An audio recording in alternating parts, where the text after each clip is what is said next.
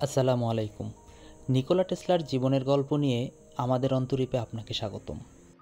ভাবুন তো, বিদ্যুৎ ছোঁয়া ছাড়াই বাতি জ্বলছে, তার ছাড়াই শক্তি যাচ্ছে এক প্রান্ত থেকে অন্য প্রান্তে, এমনকি মানুষ ভাবছে মস্তিষ্কের তরঙ্গ দিয়েই যোগাযোগ সম্ভব।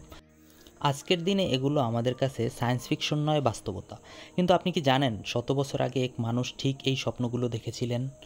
তার নাম নিকোলা টেসলা। 1856 সালে সার্বিয়ায় জন্ম নেওয়া নিকোলা টেসলা ছিলেন জন্মগত এক বিস্ময়। ছোটবেলা থেকেই তার মস্তিষ্ক ছিল ভিন্ন ধাঁচের। তিনি শুধু বই পড়তেন না, জটিল গাণিতিক সমাধান মাথার ভেতরেই করতেন, কোনো কাগজ কলম ছাড়াই।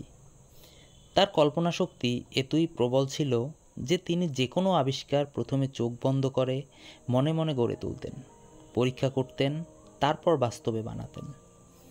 আধুনিক ইঞ্জিনিয়াররা একে বলে ভিজুয়ালাইজেশন টেকনিক, কিন্তু টেসলা এটি করতেন শত শত বছর আগেই।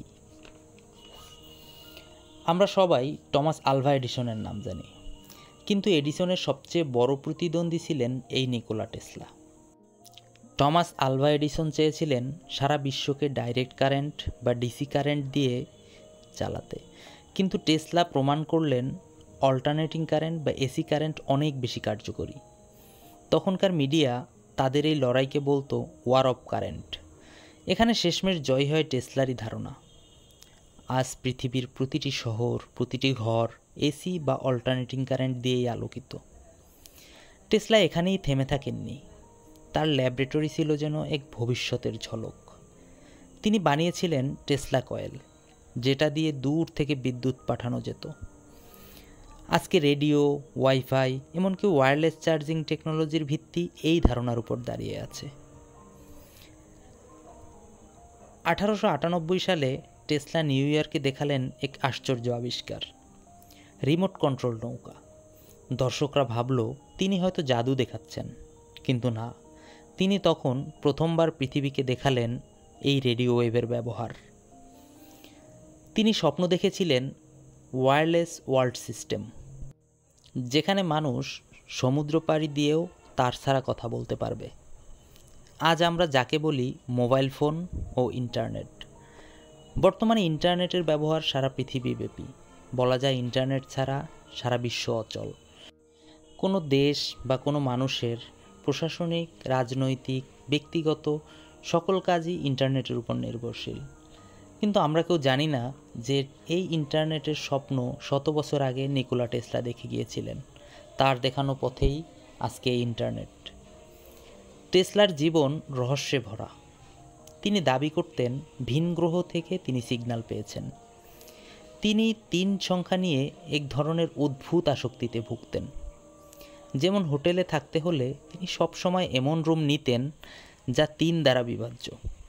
অনেকেই তাকে পাগল বিজ্ঞানী বলতো, কিন্তু আসলে তিনি ছিলেন সময়ের বহু বছর আগে জন্ম নেওয়া এক দূরদর্শী প্রতিভা, যদিও মানুষ তার মূল্য দিতে পারেনি।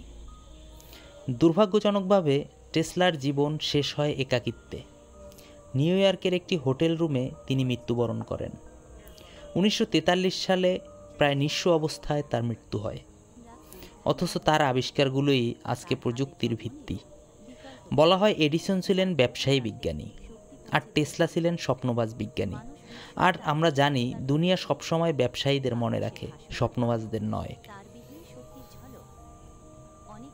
তবু আজ যখন আপনি ওয়্যারলেস চার্জার ব্যবহার করেন বা ইন্টারনেটে কথা বলেন, মনে রাখবেন 100 বছর আগে এক মানুষ তার কল্পনায় এগুলো দেখেছিলেন। আর তার কার্যক্রমের মাধ্যমে নিকোলা টেসলা প্রমাণ করে গিয়েছেন কল্পনাই একদিন বাস্তব হয়ে ওঠে। তবে বর্তমান আধুনিক যুগে মানুষ কিছুটা হলেও টেসলার গুরুত্ব বুঝতে পারছে। তার স্বপ্ন, তার ইচ্ছা, তার আবিষ্কারগুলো পাগলামি মনে না হয়ে বর্তমানে অনেকটা প্রাসঙ্গিক মনে হচ্ছে। তার মস্তিষ্কের কল্পনাপ্রসূত সেই পাগলামিগুলো বর্তমান পৃথিবীর মানুষ একটু হলেও মূল্য দিচ্ছে। আর তাই তো এই 100 বছর পরে এসেও আমরা সেই পুরনো পাগল টেসলাকে মনে করছি, টেসলাকে স্মরণ করছি সম্মানের সাথে। তার স্বপ্নগুলোকে এখন আর পাগলামি মনে হয় না। ধন্যবাদ সবাইকে।